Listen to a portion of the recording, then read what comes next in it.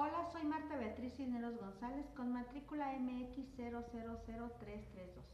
Estoy en la materia de Derecho Procesal Penal con el tema Reforma Constitucional de 2011, en la licenciatura de Derecho y radico en la Ciudad de México. La reforma constitucional surgió para proteger los derechos humanos de todas las personas.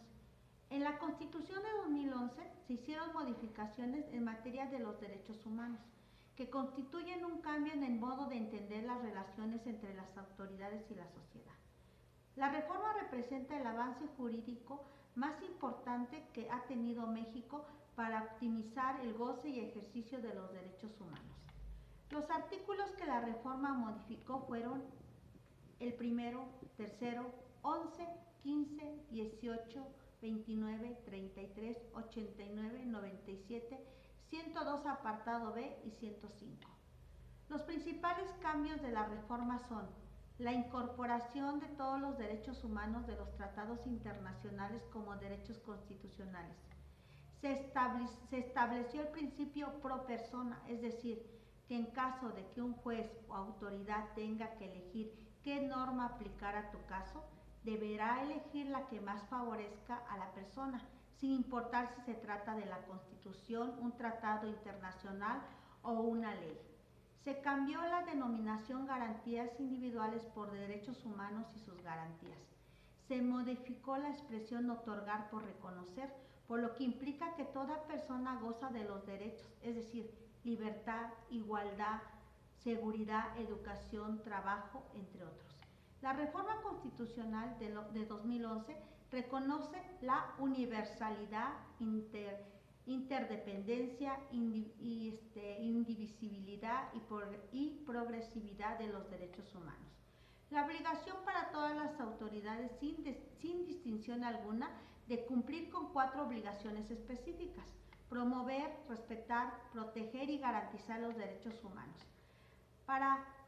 Hay que tener en cuenta que no existe ninguna jerarquía en los derechos humanos. Todos son igualmente de importantes, es decir, ninguno vale más o menos que otro. Además, se estableció la obligación de que cuando existe una violación, las autoridades deben investigar, sancionar y reparar dichas violaciones. La Dirección General de la Política Pública de los Derechos Humanos tiene como uno de sus objetivos hacer que la reforma realmente se cumpla a través de la capacitación a servidoras y servidores públicos y a la ciudadanía. Todas las personas tienen derechos humanos por el solo hecho de ser personas.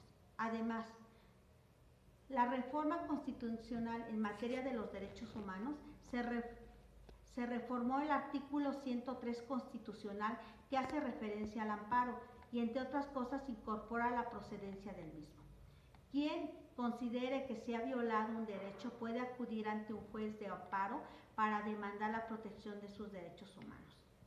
Con la reforma de junio de 2011 y la reforma de abril de 2013, que dieron nacimiento a la nueva ley de amparo, se ha pretendido actualizar el juicio de amparo, donde se busca que sus elementos normativos se equipen a los de los procedimientos de defensa de los derechos fundamentales de la CPUM y los derechos humanos que existen también en los tratados internacionales aceptados por México.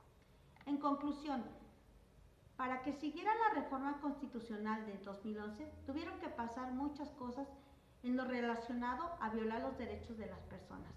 Es por ello que esta nueva reforma tuvo que poner en primer lugar los derechos humanos y las garantías de las personas, cambiando los artículos que se mencionaron para que se siguiera afectando en sus derechos a los individuos más vulnerables.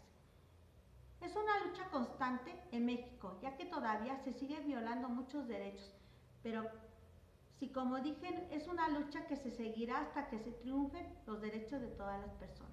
En lo personal, aprendí que no debo permitir que pasen por alto mis derechos humanos y garantías que como persona tengo, y en lo profesional, no permitir que nadie viole los derechos de los demás cuando me toque defender ya sea a una víctima o a un imputado. Gracias.